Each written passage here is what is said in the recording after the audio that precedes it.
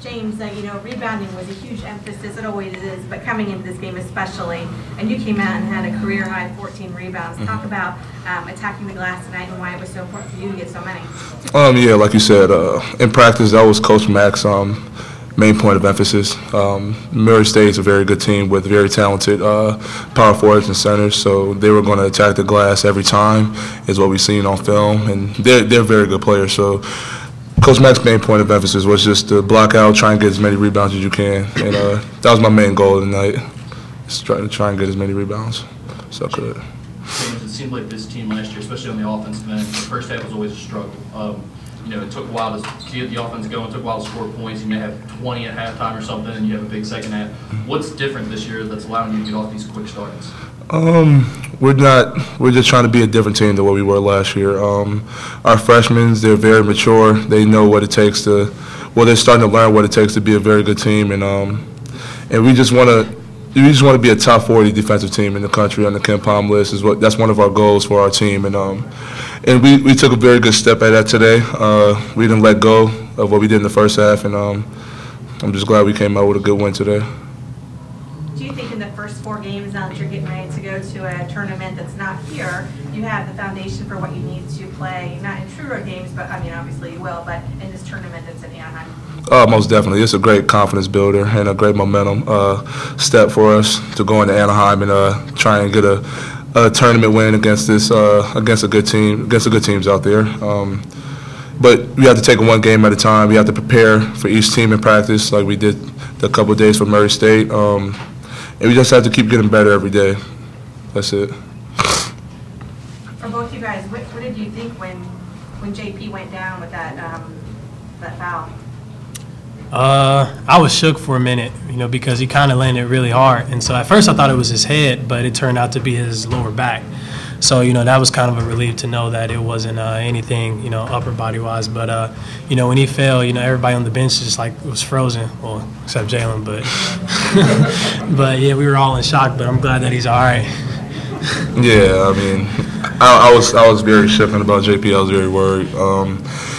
But knowing JP, he's very tough. He gets nicked up in practice every day, and he doesn't say anything about it. He just keeps going and keeps trying to get better every day. So I wasn't really worried about JP until once I saw him moving around. I was like, okay, he'll be good. But I'm just glad to see he's okay now. Talk to him in the locker room. He's joking around, So he's a tough kid. He'll be all right in my eyes. Like a couple minutes later, for the first time this season, we saw Edmund Sumner. Were you surprised that he got in this game? No, not really. He's been working very hard in practice. His time is going to come eventually. So, I think he did fairly well tonight. He may not think so, but I think he did fairly well for his first college game.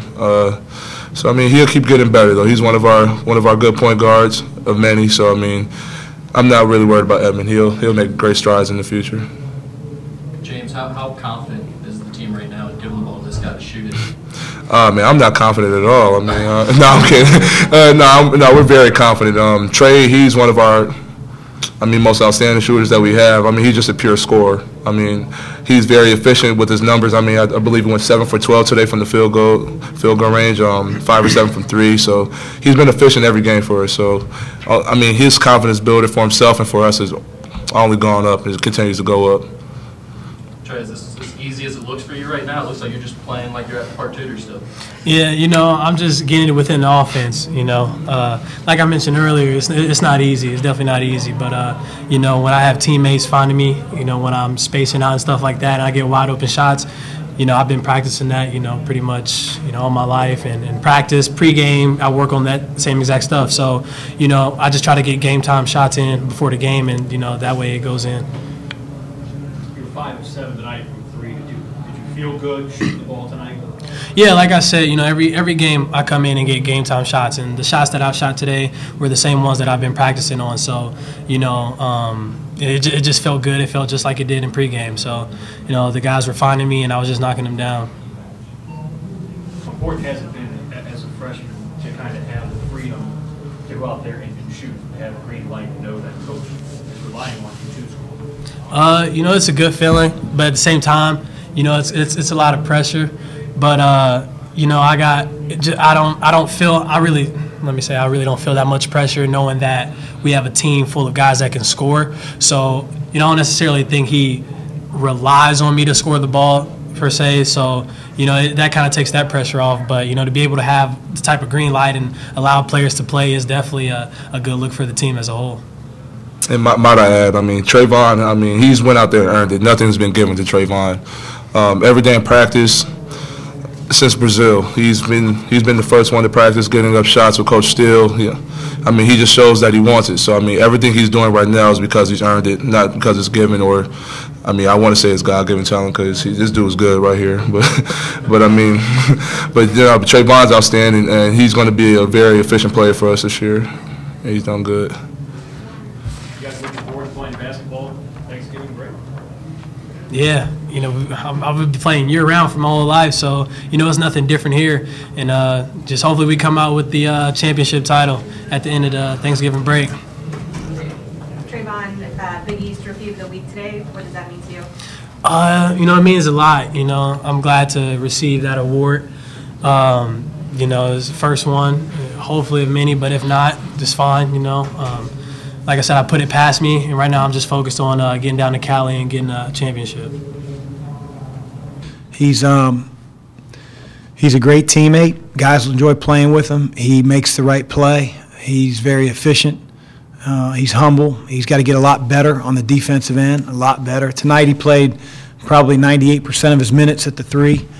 And, that because of that, we were able to play Sean and James a little bit more, knowing that Murray State was more of a traditional team with two posts around the basket.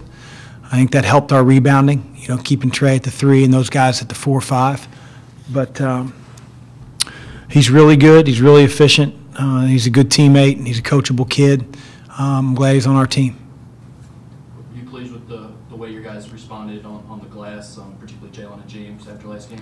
Yeah, we got to continue to do that. One game does not a season make, but we took a huge step forward tonight. The rebounding difference wasn't 4 or 5. We decimated them on the glass.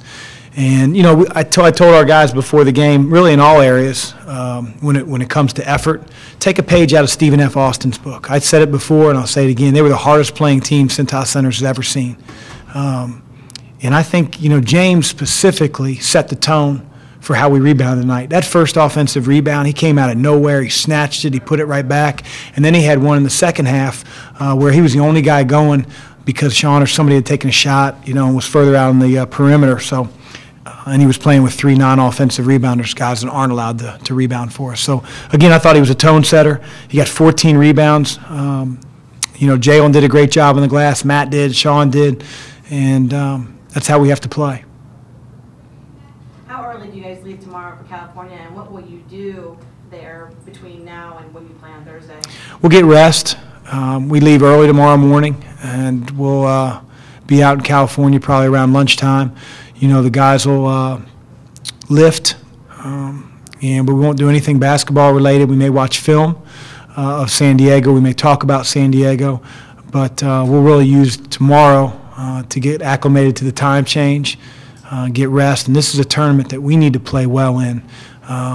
We have a bunch of guys tired of going to these Thanksgiving Day tournaments and coming up to Turkey.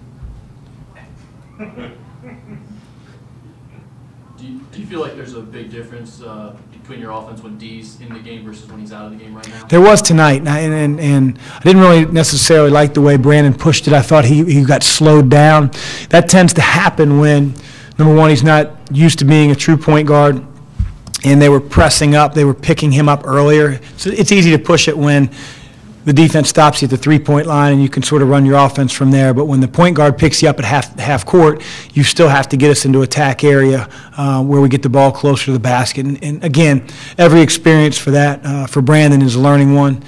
He did not grow up playing a true point guard position, but I thought as the game went on, he did a much better job. From the outside, it seems like the team chemistry is really good. Guys seem like they like each other genuinely. What's it like in the locker room? Is that the way that it is there too? I think so. I'd say this, we've got a bunch of freshmen, but they're unbelievably consistent with their effort. They're unbelievably consistent with their attention to detail and coachability, and they're they're just eager to learn. We have some older guys in D and Matt that are probably two of the smarter players that I've coached in my time that really care about winning, care about making the right play, and that becomes infectious. I mean, we beat, an OVC team that's supposed to win the league. It's supposed to go to the NCAA tournament. And again, you can't do that if your guys aren't playing at a high level and playing together. Hey, would Cameron Payne be an elite in the Big East or anywhere? I don't know because I don't coach him every day, but watching him on film, he looks really, really good. Tonight was just an average night for him. He went down in the second half with cramps. He might have had 30. They put the ball in his hands. He does it a lot. He can shoot it. He can get to the rim. And he just plays a very, very controlled floor game. I was disgusted in the first, 10 minutes that he was a one-man fast break after a made shot, and we got better with that. But he also went out too, so maybe we didn't get as much better than I thought. But he's really good, Andy, really good. So he's a good test for Yeah, we've had some great tests. I feel like every team we play, I keep telling D, hey, huge challenge here. You got Mike Caffey, Big West Player of the Year. You got Cameron Payne, OVC Player of the Year. It just seems like it's one guy after another that we're playing that plays at that level.